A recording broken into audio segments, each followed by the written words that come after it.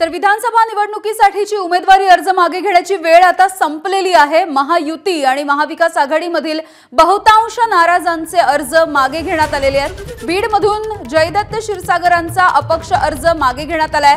पालघरमधून अमित घोडा, जगदीश धोडी यांनी सुद्धा माघार घेतली आहे। राजेंद्र गावित यांचा मार्ग आता यामुळे सोपा झालाय। अकोला पश्चिम मधील महाविकास आघाडीमधलं बंड सुद्धा शमलेलं आहे। सोलापूरचा विचार केला तर सोलापूरमधून महाविकास आघाडीचे बंडखोर दिलीप माने, धर्मराज काडादी यांचा अर्ज सुद्धा मागे घेण्यात आलाय। उमरेडचा विचार केला तर महायुतीचे बंडखोर राजू पारवे यांनी सुद्धा माघार घेतली आहे। नांदगावमधून समीर भुजबळ, अक्कलकुवामधून हिना गावित यांनी आपली बंडखोरी कायम ठेवलेली आहे। एरंडोल मतदारसंघ एक महत्त्वाचा अपक्ष अर्ज भरणारे भाजपचे माजी खासदार एटी नाना पाटील हे नॉट रिचेबल झालेत। नेवासामधून माजी भाजपचे आमदार बाळासाहेब मुरकुटे हे अद्यापही निवडणूक लढवण्यावरती ठाम आहेत।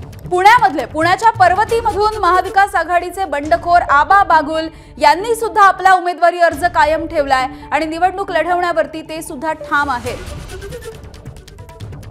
नवी मुंबईमध्ये सुद्धा दोन्ही विधानसभेमध्ये बंडखोरी कायम असलेली दिसते। विजय चौगुले यांनी सुद्धा आपली बंडखोरी कायम ठेवली आहे। विजय नहाटा यांनी आपला अर्ज मागे घेतलाय। त्यामुळे 3 वाजेपर्यंतची ही मुदत होती अर्ज मागे घेण्याची आणि ही मुदत आता संपलेली आहे। महायुती आणि महाविकास आघाडीमधल्या बहुतांश बंडखोरांचे अर्ज आता मागे घेण्यात आलेले आहेत। त्यामुळे अनेकांचा मार्ग सुकर होणार आहे, सोपा होणार आहे।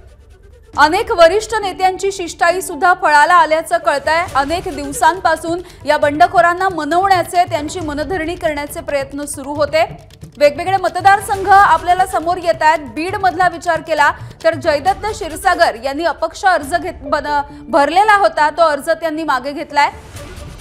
अकोला पश्चिम मधून महाविकास आघाडीमध्ये सुद्धा बंड झालेलं होतं, हे बंड सुद्धा आता शमलेलं आहे। सोलापूरमध्ये महाविकास आघाडीचे बंडखोर दिलीप माने, धर्मराज काडादी यांनी सुद्धा आपापले अर्ज मागे घेतलेले आहेत। त्यामुळे महायुती आणि महाविकास आघाडीच्या दोन्हीकडच्या अनेक उमेदवारांमध्ये जी धाकधूक होती ती आता काहीशी थंड झाल्याची बघायला मिळतेय। उमरेडचा विचार केला तर उमरेडमधून महायुतीचे बंडखोर राजू पारवे यांनी सुद्धा माघार घेतली आहे। गणेश ठाकूर आमचे प्रतिनिधी आपल्याला अपडेट्स देत आहेत। गणेश, अनेक ठिकाणी आता जे नाराज होते, जे बंडखोर होते त्यांनी आपापली उमेदवारी मागे घेतली आहे, मात्र काही असे मतदारसंघ आहेत जिथे मात्र ही बंडखोरी होतानाच दिसतेय। बरोबर यामिनी, तुम्ही आत्ताच नवी मुंबईचा उल्लेख केलात विजय चौगुलेंचा, तर तसं पाहिलं तर काही जागांवरती नेत्यांना यश मिळालेलं आहे यांची मनधरणी करण्याची, तर काही जागांवर अजूनही बंडखोरी किंवा अपक्ष म्हणून अर्ज भरून पक्षाचे नेतेच निवडणुकीच्या रिंगणात उतरलेले आहेत।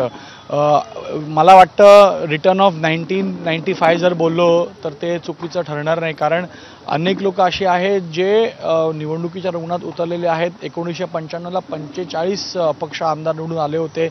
यंदा तशी परिस्थिती होते का किंवा काय नंबर असतो अपक्ष उमेदवारांचा हे पाहणंही महत्त्वाचं असेल। जर मुंबई, ठाणा, नवी मुंबईचं बोललो तर आपण मुंबईमध्ये पहिलं महायुतीबद्दल आपण बोलू। महायुतीमध्ये गोपाळ शेट्टी हे सर्वात मोठं नाव होतं, ज्याने बंड केला होता, मात्र आज सकाळीच त्यांनी ती माघार घेतली। त्याच्यानंतर अंधेरी पूर्व इथं मोर्जी पटेल हे शिवसेनेत आले, तर शिवसेनेमधून पूर्व एन्काउंटर स्पेशलिस्ट प्रदीप शर्मा यांच्या पत्नी स्वीकृती शर्मा यांनी उमेदवारी मागितली होती, मात्र त्यांना दिली नाही, त्यांनी अपक्ष अर्ज भरला, तो त्यांनी माघार घेतलाय। मात्र वांद्रे पूर्व इथं जिथं जिसान सिद्दीकी यांना राष्ट्रवादीकडनं तिकीट देण्यात आलेलं आहे, तिथून कुणाल सरमळकर जे शिवसेनेत आहेत, श्रीकांत सरमळकर यांचे ते नातेवाईक आहेत, त्यांनी तिथं अर्ज भरलेला आहे आणि ते तिथं अपक्ष लढण्यावरती ठाम आहेत।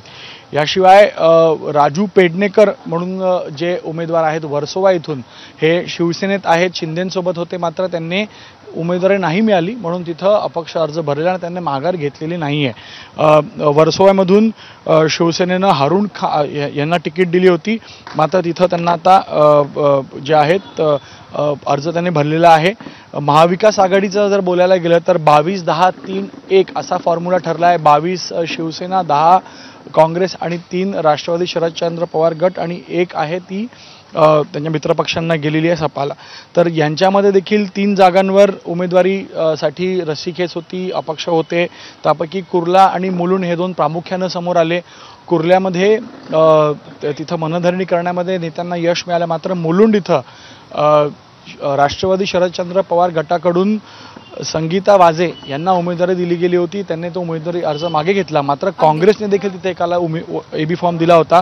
त्या उमेदवारानं किंवा त्या व्यक्तीनं अजूनही माघार घेतली नाही. म्हणजे तिथं काँग्रेसचा बंड असेल त्या जागेवरती ते एक प्रामुख्याने समोर येते. याशिवाय मुंबई, ठाणा, नवी मुंबई जर पाहायला गेलं तर तिथं कमीत कमी 5 ते 6 जागा अशा आहेत जिथं मनधरणी करण्यामध्ये यश नाही मिळालंय. काही ठिकाणी महाविकास आघाडी, काही ठिकाणी महायुती आहे. म्हणून पण तसे मोठे चेहरे नाही आहेत. म्हणून किती डॅमेज होईल हा एक मोठा प्रश्न आहे. चेहरे जर पाहिले तर मोठा डॅमेज होणार नाही असं दिसतंय, पण तरीही जर बंड झाला तर थोडंसं वातावरण बिघडतं. म्हणून आता पुढे या लोकांना कसं चालवायचं आहे याकडे सगळ्यांचं लक्ष असेल किंवा नेत्यांचं प्राधान्य असेल.